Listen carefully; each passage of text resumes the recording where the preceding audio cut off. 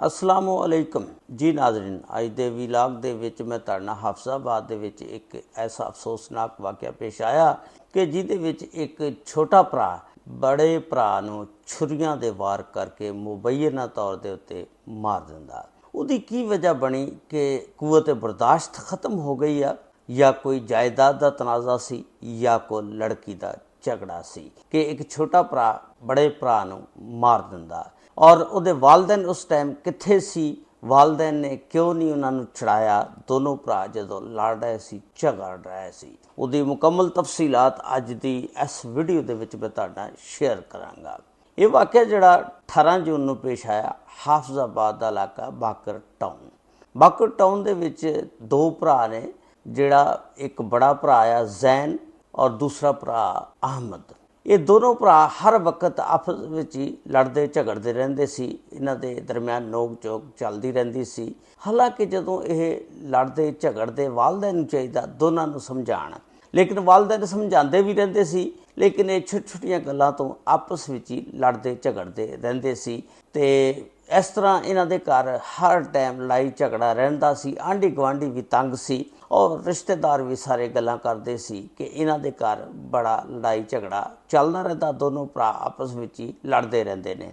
हुंदा की है कि 18 जून नूं इन्हां दे दो कज़न ने मोहसन और अहसन, इन्हां नूं मिलने वास्ते बाकर टाउन आंदे ने ते सारा दिन ये गपशप लांदे ने, गल्लां शल्लां करदे ने, खेलदे ने, हसदे ने। और फिर शाम जिस वेले हो जाती है, शाम का खाना खाते ने और बह के इकट्ठे गपशप ला के ते फिर ਜਿਹੜੇ ने इकट्ठे बैठे होंदे ने। ते छोटा भरा जिहड़ा अहमद आ ਉਹ ਜ਼ੈਨ ਨੂੰ ਕਹਿੰਦਾ, ਜ਼ੈਨ ਮੈਨੂੰ ਨਾ थोड़ी जी देर वास्ते मोबाइल दें, तो मेरे मोबाइल ਦੇ ਵਿੱਚ बैलेंस नहीं हैगा, मैं फ़ोन करना ਕਿਸੇ ਨੂੰ।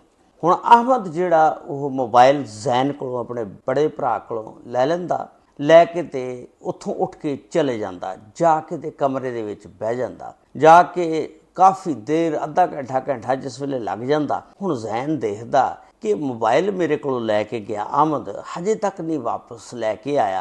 वो ना होवे कि बैटरी ख़त्म कर दे, मैं तो जाना भी आ।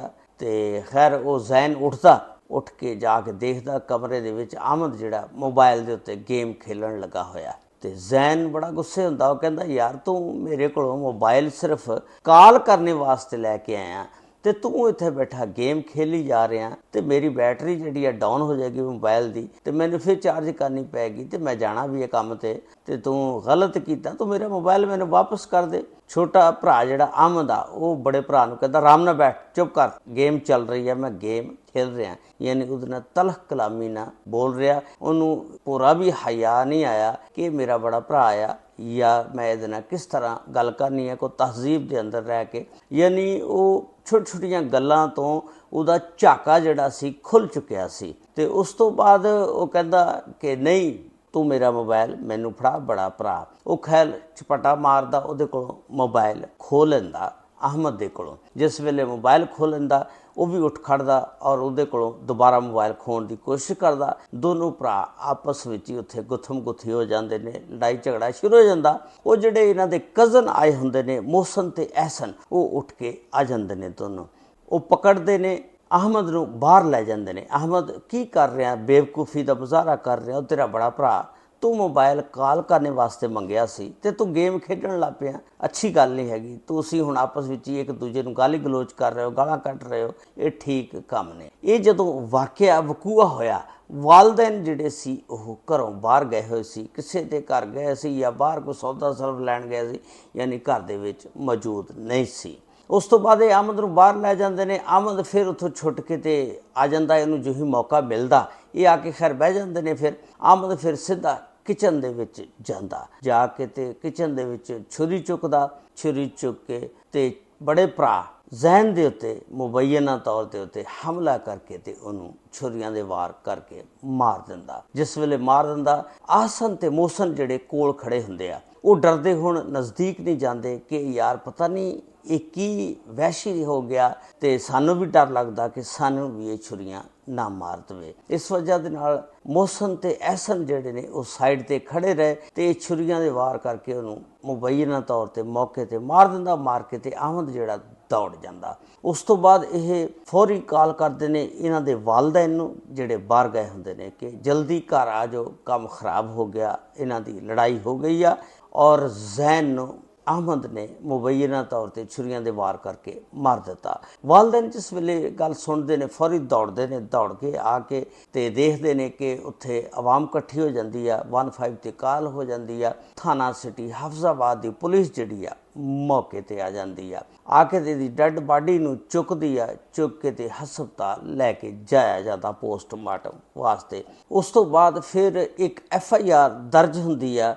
ਉਸ FIR ਦੇ ਵਿੱਚ ਫਿਰ ਵਾਲਿदैन ਨੂੰ ਮੁਦਈ ਨਹੀਂ ਬਣਾਇਆ ਗਿਆ, ਨਾ ਵਾਲਦਾ ਬਣੀ ਨਾ ਵਾਲਦ ਬਣਿਆ। ਮੁਦਈ ਜਿਹੜਾ ਉਹਦਾ ਕਜ਼ਨ ਆ ਅਹਿਸਨ, ਉਹ ਬਣਿਆ ਮੁਦਈ, ਜਿਹੜਾ ਮੌਕੇ ਦਾ ਗਵਾਹ ਸੀ। ਫਿਰ ਉਸ ਅਹਿਸਨ ਦੀ ਮੁਦਈਅਤ ਦੇ ਵਿੱਚ ਇੱਕ FIR ਦਰਜ ਹੁੰਦੀ ਆ, ਜਿਹੜੀ ਨਾਮਜ਼ਦ ਅਹਿਮਦ ਦੇ ਉੱਤੇ ਦਰਜ ਹੁੰਦੀ ਆ। ਪੁਲਿਸ ਜਿਹੜੀ ਆ ਫਿਰ ਛਾਪੇ ਮਾਰਨਾ ਸ਼ੁਰੂ ਕਰਦੀ ਆ ਔਰ ਫਿਰ ਪੁਲਿਸ ਜਿਹੜੀ ਆ ਇਸ ਅਹਿਮਦ ਨੂੰ ਗ੍ਰਿਫਤਾਰ ਕਰ ਲੈਂਦੀ ਆ, ਲੱਭ ਲੈਂਦੀ ਆ ਔਰ ਇੱਕ 302 ਦਾ ਮੁਕੱਦਮਾ ਹੁਣ ਚੱਲੇਗਾ।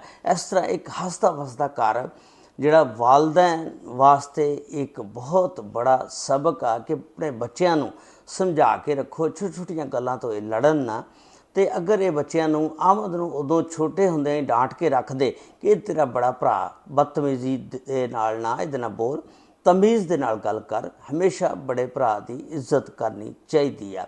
ਇਹ ਵਾਲਿदैन ਸ਼ੁਰੂ ਦੇ ਵਿੱਚ ਇਹਨੂੰ ਕੰਟਰੋਲ ਕਰਦੇ ਅਤੇ ਅੱਜ ਇਹ ਵਕੂਆ ਨਾ ਹੁੰਦਾ ਅਤੇ ਉਸ ਦਾ ਝਾਕਾ ਜਿਹੜਾ ਖੁੱਲ੍ਹਦਾ ਗਿਆ ਇੱਥੋਂ ਤੱਕ ਕਿ ਉਸ ਨੇ ਆਪਣੇ ਬੜੇ ਭਰਾ ਨੂੰ ਮੁਬੈਨਾ ਤੌਰ 'ਤੇ ਛੁਰੀਆਂ ਦੇ ਵਾਰ ਕਰਕੇ ਮਾਰ ਦਿੱਤਾ।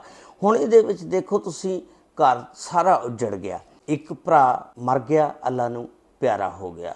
ਦੂਸਰਾ ਭਰਾ ਜੇਲ੍ਹ 'ਚ ਚਲਾ ਗਿਆ। ਹੁਣ ਮੁਦਈ ਆ ਜਿਹੜਾ ਉਹ ਅਹਿਸਨ ਬਣਿਆ। ਮੁਦਈ ਨਾ ਵਾਲਦਾ ਆ ਨਾ ਵਾਲਦ ਆ।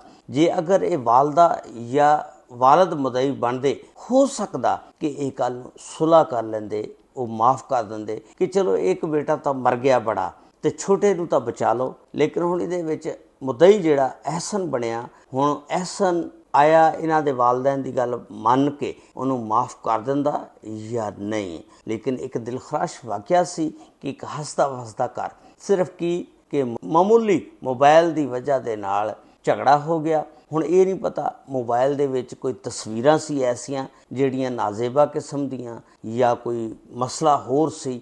ਇਹ ਪੁਲਿਸ ਦੀ ਤਹਿਕੀਕਾਤ ਤੋਂ ਬਾਅਦ ਹੀ ਸਾਰਾ ਕੁਝ ਸਾਹਮਣੇ ਆਏਗਾ। ਇਹ ਸੀ ਅੱਜ ਦਾ ਵੀਲਾਗ ਜਿਹੜਾ ਮੈਂ ਤੁਹਾਡੇ ਨਾਲ ਸ਼ੇਅਰ ਕੀਤਾ। ਅੱਲਾਹ ਤਾਲਾ ਬੁਰੇ ਵਕਤ ਤੋਂ ਬਚਾਵੇ, ਅੱਲਾਹ ਤਾਲਾ ਸਭ ਤੇ ਰਹਿਮਤਾਂ ਫਰਮਾਏ। ਆਮੀਨ ਸੁਮਾ ਆਮੀਨ। अस्सलामु अलैकुम व रहमतुल्लाहि व बरकातहू।